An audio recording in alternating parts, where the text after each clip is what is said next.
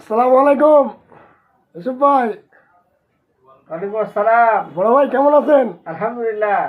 আপনার এখানে তো অনেক দিন থেকেই আমি আসি, যাতায়াত করি, দেখি অনেক ধরনের প্রোডাক্ট। তো এগুলো কি কি সমাচার কি?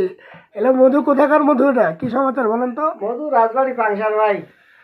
এটা মধু কি কেমন, উপকারিতা কি কি আছে? এগুলো মধু কি এক নম্বর?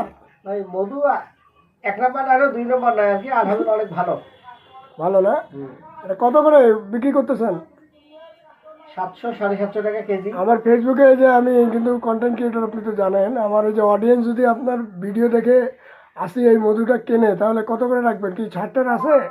700 করে রাখা যাবে। আর আপনার এভারেজে যদি কেউ আসে তাহলে আরো 50 টাকা থাকে।